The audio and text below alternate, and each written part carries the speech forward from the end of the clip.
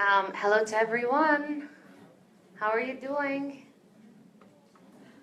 Oh my God, that's horrible. Guys, how are you doing? Are you fine? Are you okay? Why are you so silent? Why are you so quiet? Okay, I guess you had a lot of information already and you're still trying to put everything into the right box in your mind. And now we're gonna have one more presentation, mostly about Lithuania, about Vytautas Magnus University, and all the practical questions that you might have. So I hope you're gonna get the answers now. And just before we start, we're gonna make a little bit different type of presentation because I'm gonna be asking you questions as well. So I hope you're gonna be reacting a little bit more active than now when I asked, how are you? Okay, do we have a deal? Yeah, I've heard only one person saying, yeah, that's horrible. Oh my God. Okay, let's do this. Just not to make you talk, I guess you're tired. Most probably you were enjoying yesterday Kaunas and karaoke and so on. So everyone is kind of still sleepy. So I hope that by the time we're gonna start the presentation, everyone will be more active, right? I hope so. And the first question is, a lot of people don't really know where is Lithuania usually before they coming to the country for studies and so on. So I have a question. How many of you knew what is Lithuania and where it is half a year ago? Raise your hands. Okay, not bad, not bad. I guess something 50%, something like this. And this is a pretty good result because usually it's much less students raising their hands. So since you came here and already most probably you know things about Lithuania, but still, let's check the general facts about the country. So the official name of Lithuania is the Republic of Lithuania, and our capital is Vilnius. And we have a little bit less than 3 million inhabitants, and out of which there is 83% Lithuanians. The rest of 17% of people, of the inhabitants, of the citizens of the country are coming from very different countries. The majority of them are coming from Russia, Poland, and 157 other countries in the world. And the national language, the official national language Lithuanians are speaking, is Lithuanian. Has any of you heard Lithuanian speaking before you came to Lithuania?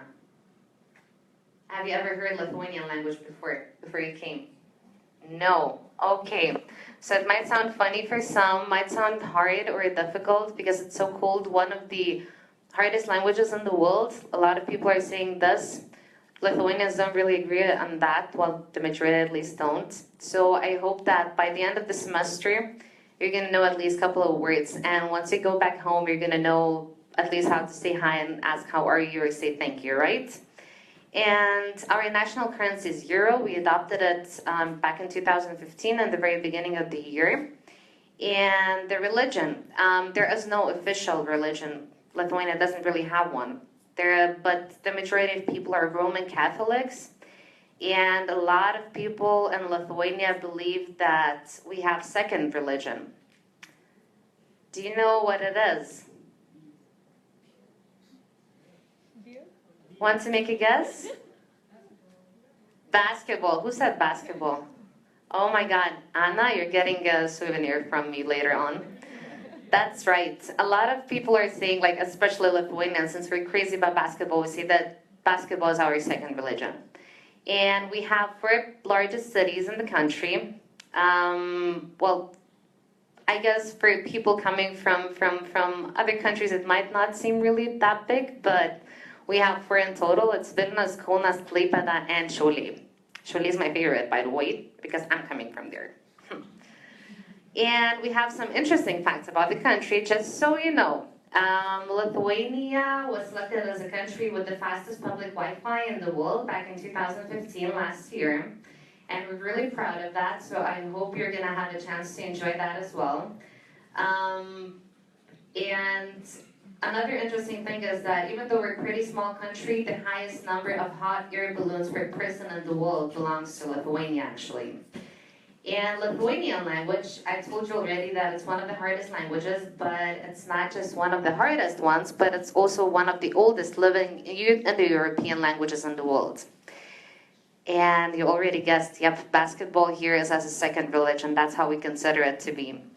And there are quite some famous people in the world who have Lithuanian origins. I don't know how many of you like Red Hot Chili Peppers? Do you know the band? Raise your hands who knows the band, Red Hot Chili Peppers. Okay, so if you know that band, that means you have met Lithuania before, because Anthony Kiedis is 1/4 of Lithuania. One of his grandparents is actually coming from here, and he actually has a Lithuanian surname. And have you heard before about the bird panda? Yeah, you did? Okay, I'm really proud because Bird Panda is one of the pages which is pretty interesting, and they're sharing a lot of fun stuff. And it was actually launched by Lithuanians, and it's still maintained by Lithuanians. So if you haven't liked the page, go for it because it has a lot of interesting things inside.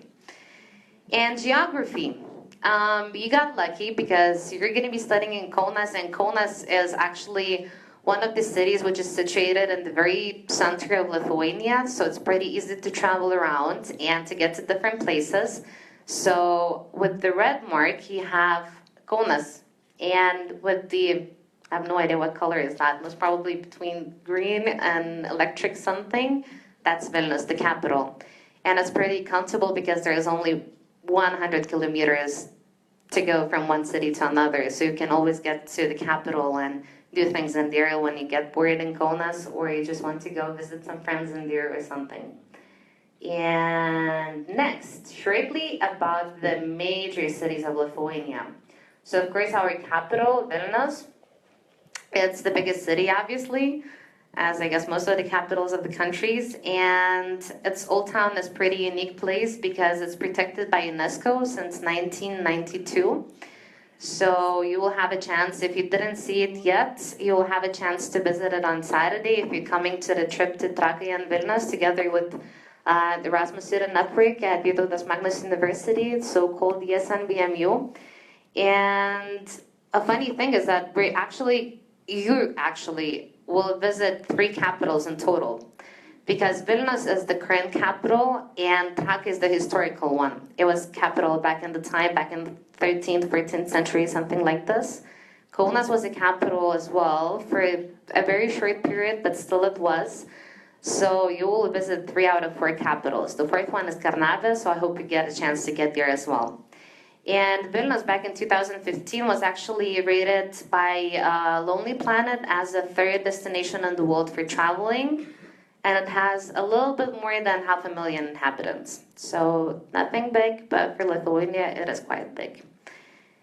And also there is the oldest university in Lithuania established, which is Vilnius University. And Vilnius is pretty unique because it's a really multicultural city.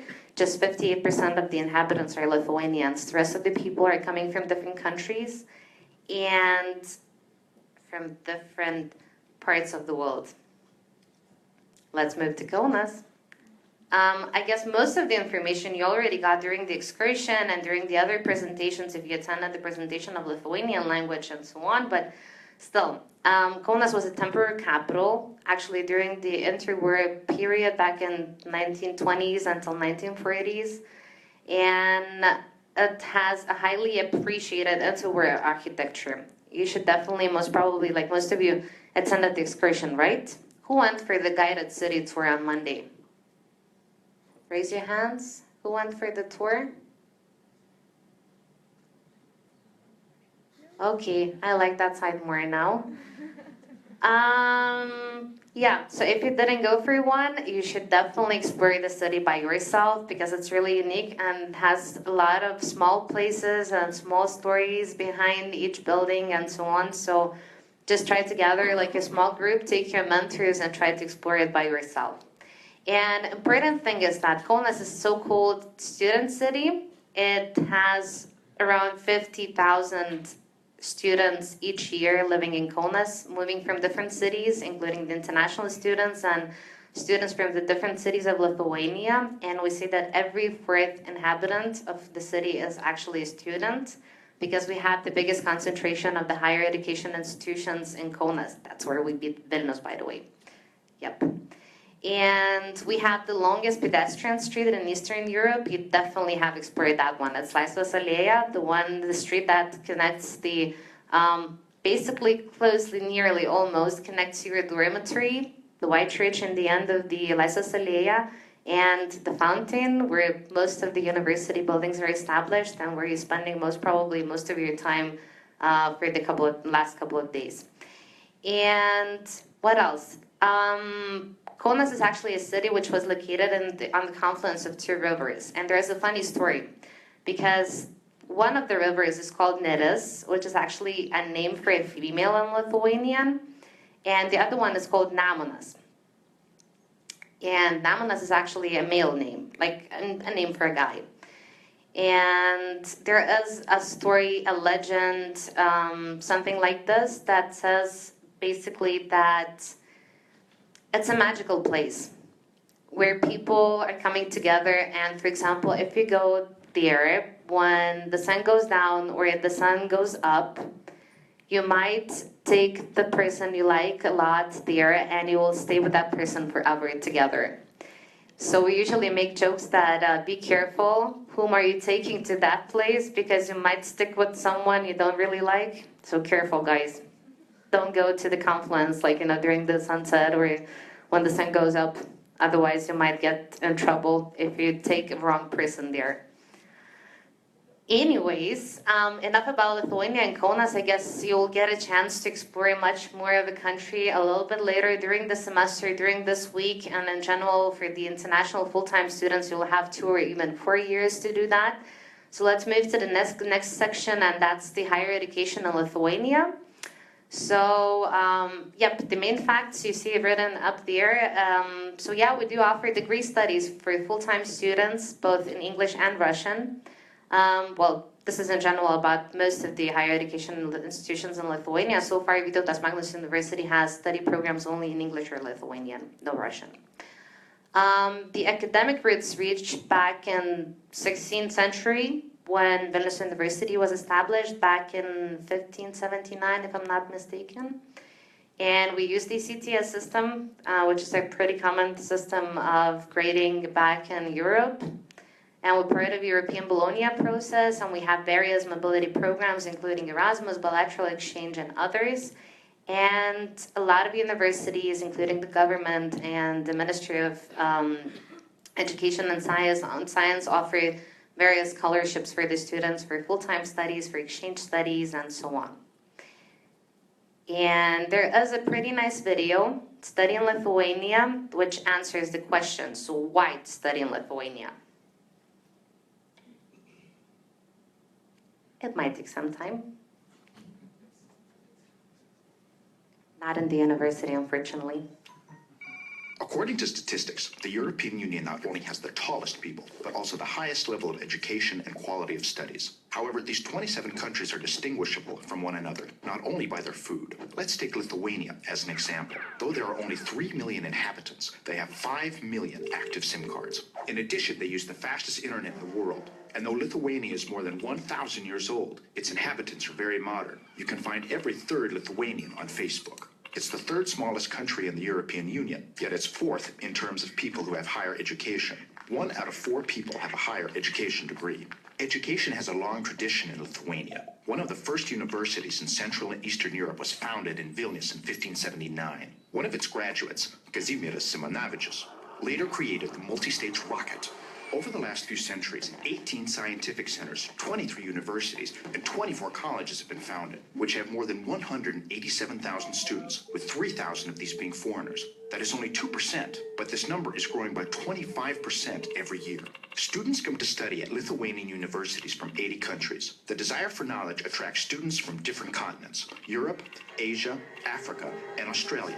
Among the students that come, 55% of them wear glasses, 9% get homesick, while a large majority of them rank the quality of studies as very good. They can choose from 130 BA and MA programs offered in Lithuania that they can sink their teeth into in English or Russian. Though there is a high demand for medicine, business, and international relations and Lithuanian language studies, the most popular are the high-tech programs because of their strong training, especially engineering, laser technology, IT, biotechnology, and nanotechnology. Let's take Tato from Georgia. After secondary school, he got into a university in Lithuania and began studying civil engineering. The academic year starts in September in Lithuania and lasts 9 months. During his studies, Tato will study 8 semesters and have 8 vacations. He will drink 1,108 cups of coffee, dress as a monk once, dress as a devil twice, find 124 new friends, spend 1 semester in Rome as an Erasmus student, fall in love once, become disillusioned with love once, and learn all the rules for the resistance of materials. And 4 years later, he will receive a diploma that is recognized everywhere in the European Union. And because of the reforms in higher education, Tato will be able to apply for a state-sponsored place for MA studies. The same kind of studies in London, Milan, or Zurich would cost 4 times more on average, so Tato won't get bogged down in loans and will travel to Greenland often to see the whales. Plus, the cost of living is one of the lowest in the European Union. Not only does Lithuania have 5 national parks, but also 5 centers, known as valleys, that integrate scientific research, studies, and business. It is here that students can get invaluable practical experience directly from experts in such fields as engineering, biomedicine, energy, IT, and lasers, who work at the most innovative companies developing the technology of the future. Which is why the next time you are thinking of where to study in Europe, study in Lithuania.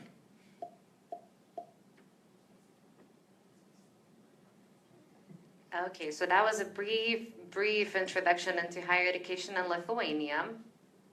And we can go back to the presentation. Where was it? Oh, good, it's here. Now, I guess since you know a lot about the different higher education institutions in Lithuania, most probably we need to concentrate on the most important one, which is Vytautas Magnus University, and where you're going to spend most probably an unforgettable semester, an unforgettable 2 years if you're a master degree student, or even unforgettable 4 years if you're a bachelor degree student, right? And just to have brief idea, what is Vytautas Magnus University? We have another video for you, which is this one.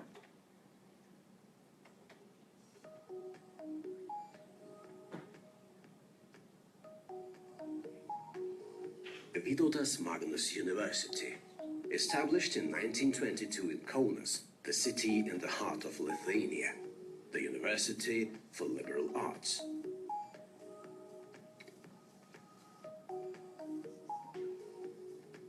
Studies are based on the Harvard model, multidisciplinary degrees and individualized studies.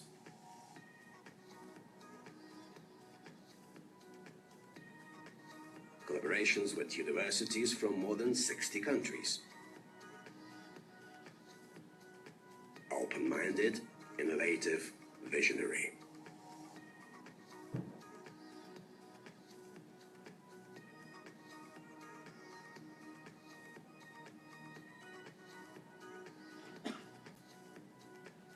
Ten faculties, 7,700 students, 660 lecturers,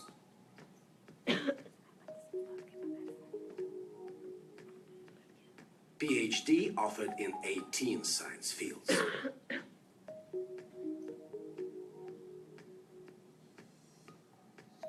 National leader in the fields of social sciences, humanities, arts, and biotechnologies.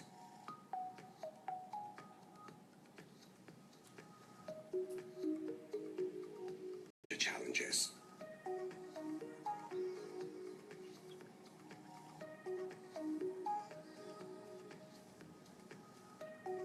A place of life-changing experiences surrounded by passionate people. Problem-solving, decision-making, and creativity skills.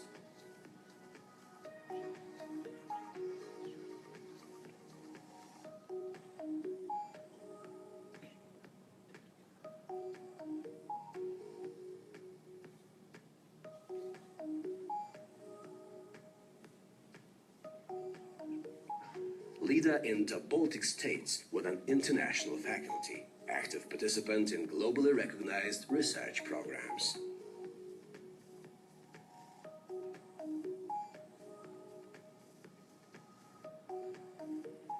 Over 700 international students coming every year.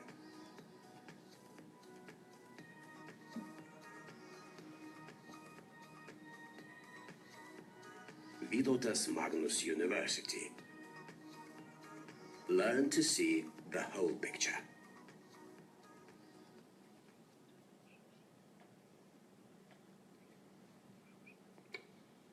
That's pretty much it. Not as fun as the video about the study in Lithuania, right?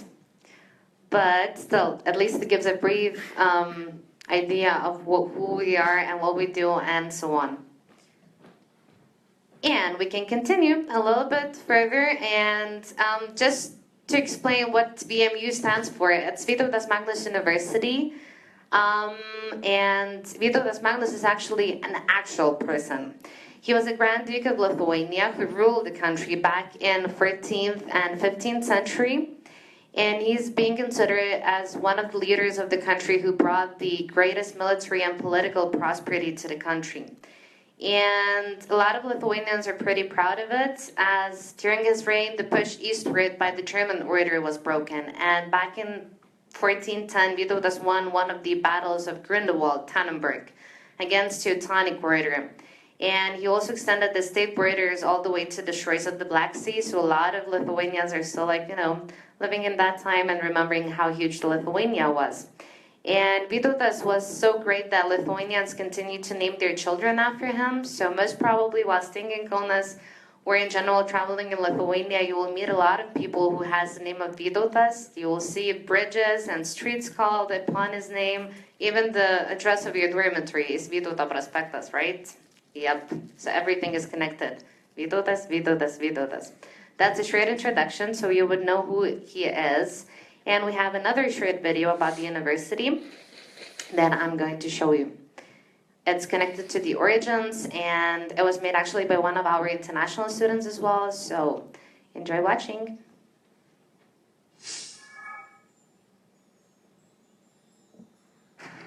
15th century, in the lands of the north by the Baltic Sea, lived a Lithuanian hero named Vytautas. He protected his people, played chess, and spoke 6 different languages. A man who valued freedom, intellect, and understanding. Vytautas Magnus. But then he passed from this world and the land fell into turmoil. For the next 500 years, Lithuania was invaded, oppressed, and effectively erased from the face of the earth. But underneath it all beat the heart of Vytautas Magnus, pumping life into everyone who desired the freedom to dream, to develop as a person, and to be fully alive, connected with the world. Vytautas Magnus University was established based on these values in 1922. Its mission, a liberal arts education that would prepare young minds for success in a dynamic world. Today, Lithuania is free. You can be too.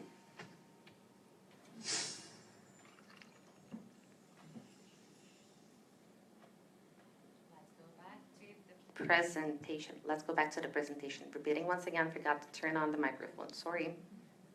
My bad. That's a short timeline of the university.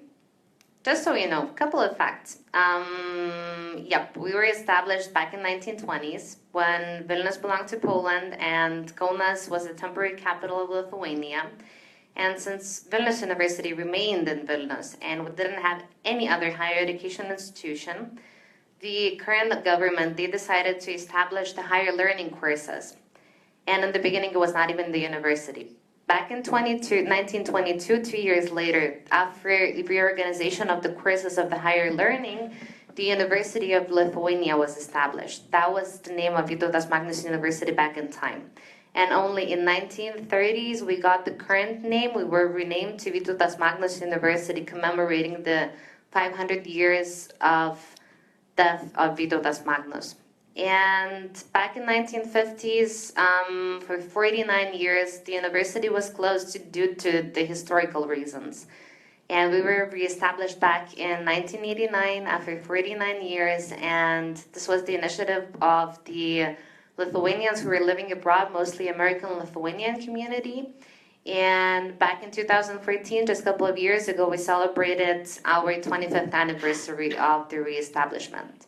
So at some point, you can say you're studying in a very young university. At some point, you can say you're studying in not so young university. It really depends. And some numbers and facts so you would know who we are once again. We have 10 faculties in total. It's the faculties of arts, Catholic theology, economics and management, humanities, informatics, law, music academy, natural sciences, political science and diplomacy, social sciences with Institute of Social Welfare. I'm reading this just because you need to memorize that. And I have a question for you. Since I can see that everyone is looking at the screen, but I just want to make sure that you're still alive and you're not sleeping. So I'm just going to ask a small question. I would like to ask students from the Faculty of Arts to raise their hands. If there is anyone from the Faculty of Arts. Hi. At least someone is here. Good. Second faculty I'm going to skip because we definitely don't have international students in the arts for some reason, unfortunately. And then students from Faculty of Economics and Management, please raise your hands. Not everyone is raising. I can see still some students from that faculty who didn't raise their hands. I'm going to talk to you later. Then, students from Faculty of Humanities, hands up. Good. Okay, so far Economics and Management is winning, no good. Faculty of Informatics, hi. That's my own student, that's good. Faculty of Law, okay, not bad. Music Academy, is there anyone from Music Academy? Not here, that's a pity. Okay, Natural Sciences. 1, 2, 3, 4. Okay, so far so good. Political Science and Diplomacy. Yay! That's my faculty too, my former faculty actually. Okay, and Social Science faculty? Good. Okay, so now we know everyone more or less. There are still some people who didn't raise their hands. Yeah, unfortunately. Anyways, the university is not that big actually. We have around 8,000 students in both bachelor and master degree studies, and there is over 300 students for PhD studies. And since 1989, the university has already, let's say, educated 31,000 young people who are the graduates of this institution. And Václav's Brzežka reading room, we already visited before. That's one of the important places in the university itself. And just shortly, I guess you already had the presentation and you already know some facts. But just to remind you, it contains over 40,000 printed items and it has free access to a wide range of databases. It includes modern RDIF technology and it's a disability-friendly place. There is an access for students with all kinds of disabilities to use, there is the access to use the sources of the library.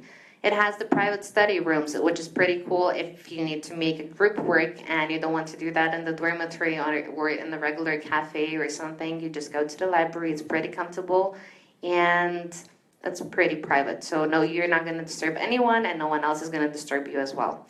And another important thing, it has around 54 computerized seats. If you are going to study in the library, it doesn't really mean that you have to take your own laptop or something. You can just use the ones which are there. Studies, how do we look like? In total, the university has 45 bachelor degree study programs and 47 MA study programs, out of which 26% are being taught in English. And we have 500, actually more than 500 courses that, separate courses, which are taught in English for those students who are coming as Erasmus exchange, for bilateral exchange, or as a free movers, or who would just want to take separate courses without taking the full-time study program. What else? We're pretty multilingual. The university has its own foreign language institute, which offers up to 30 languages to study. And all the students are allowed to choose whatever they want. Maybe there is your dream that you've had for a long time to study, let's say, I don't know, Chinese or Finnish or even Urdu or Hindi or so you're definitely more than welcome to do that. And we're pretty perspective. We have PhD studies in 18 scientific fields, and we're pretty mobile. We have students coming and going on Erasmus exchange and bilateral exchange. Degree programs, just short.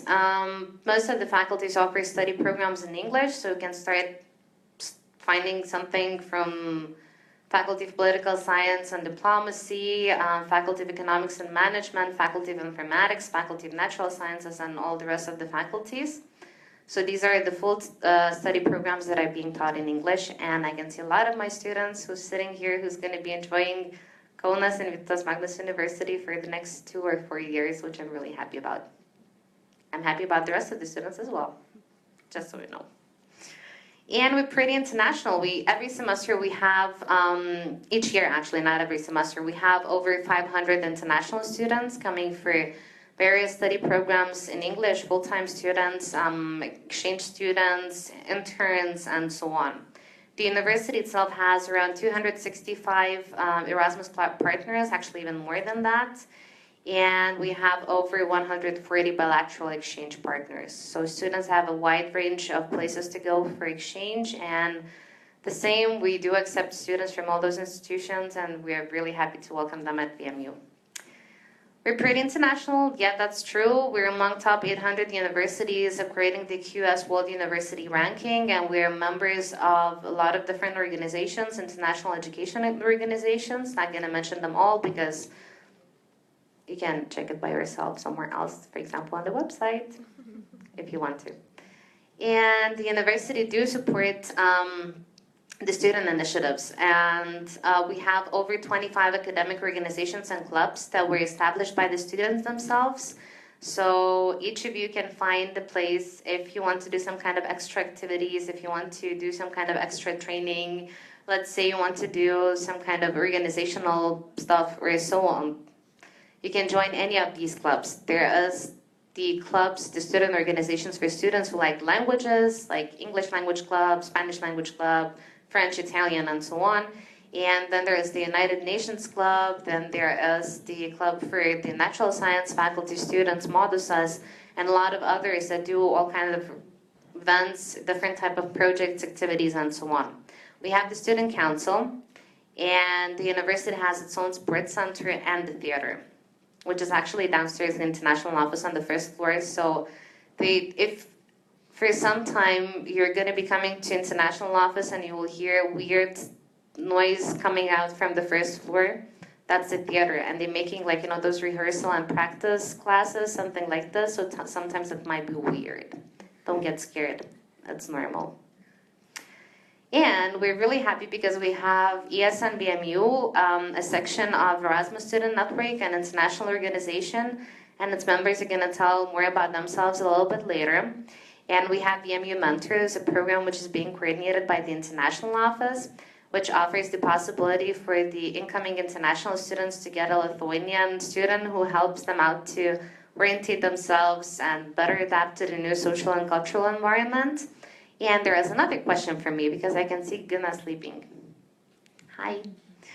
How many of you have mentors? Please raise your hands who have a mentor. Not bad. Not bad. Sled didn't see the most important ones for me. Who doesn't have a mentor or haven't met a mentor yet? 2 hands here, 1 hand there, and Dominique, record that. Okay. I have this advice: if you really want to have a Lithuanian student who's going to help you out, after the presentation, go to my colleague Dominikas. He will help you out to find your mentor, okay? If your mentor didn't find you yet. We hope it's going to happen sometime soon. And it's time to move to the practical information and to give all the answers to all of your questions, which are actually written online. And it's not the information from the coordinators mostly. We have this magical international student handbook, a guru of each international student, where you can find most of information. So a kind request for all the students, before asking your coordinator, please check the handbook, okay? Good, do we have a deal? I have another question. How many of you have checked the International Student Handbook before coming here or while being in Lithuania? Raise your hands, please. Not bad. So if I would ask some questions, you would know the answers? Would you? Okay, you're not talking to me. Good, I'm gonna continue talking to you then. Let's shortly go through the whole International Student Handbook, and just to have an idea, for those who didn't check it or who opened it and closed it, what can you find inside? So there is a section, the whole section for accommodation. So there is basically all the answers to your questions. About the application for accommodation, you did it already, so I hope you checked this page before you applied even. And there is the information about the study fees and not study, accommodation fees, that's what I meant.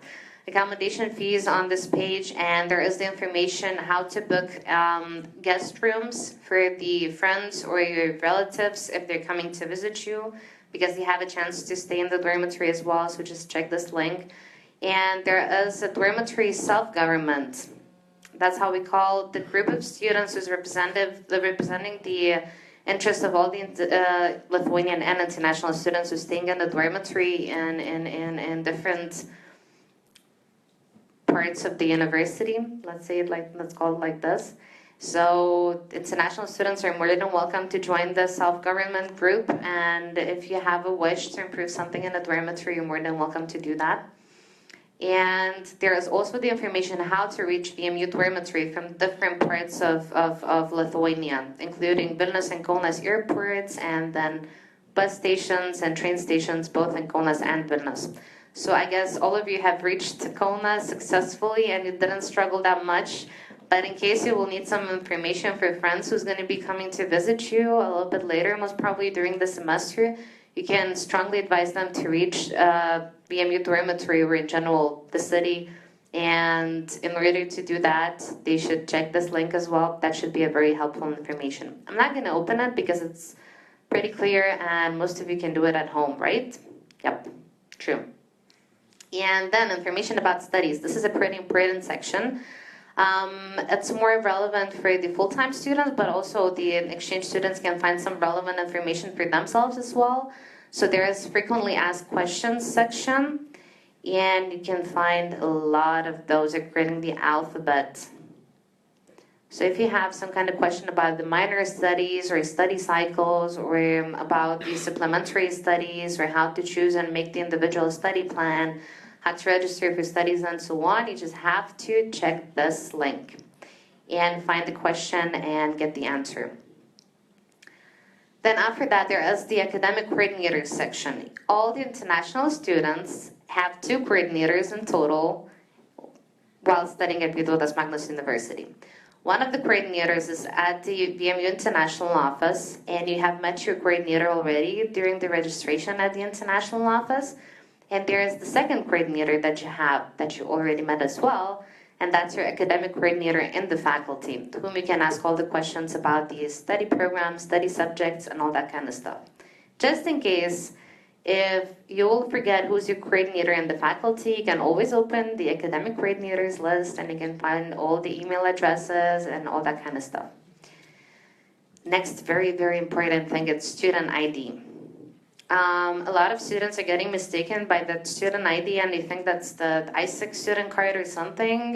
Behind this term, there is a much more bigger thing hiding. By student ID, we mean your registration number, that's the login, and the password that each of you will receive, already received or will receive. And that student ID is combined basically out of 3 letters and 5 numbers, 2 or 3 letters and then 5 or 6 numbers. And there is the password that you will get, and you can use those things to log into the first class. What is a first class? First class is actually one of the platforms that the university is using, and it's actually an actual system. And it's being used as an emailing system as well, something like this, to keep the communication between the international Lithuanian students and the professors and so on, and to get all of the updates from the university. So all of the international students, once they come to study at VMU, they receive their own personal email address, which is combined from your name dot surname at fcbdu.lt. There should be fc.bdu.lt as well.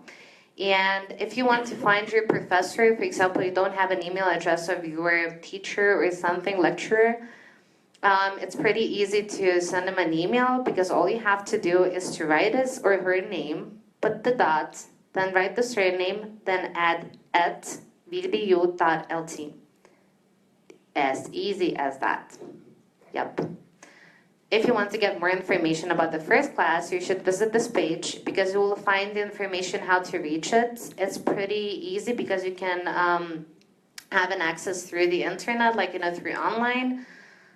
One of the places you can reach it from, it's on the top of the web page. If you press this one, you will be directed to the page where you can log into the first class.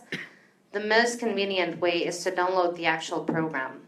It will cause less stress, and it's much more convenient to use, and it's nicer in general.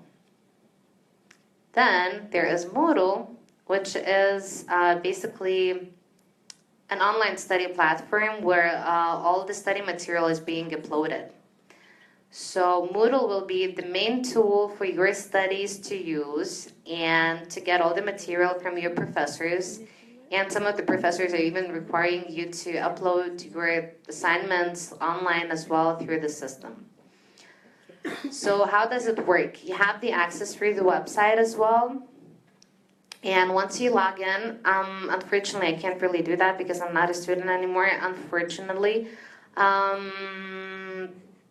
There is like type of forum or something like this, and each study subject has its own box, like its own conference, something like this.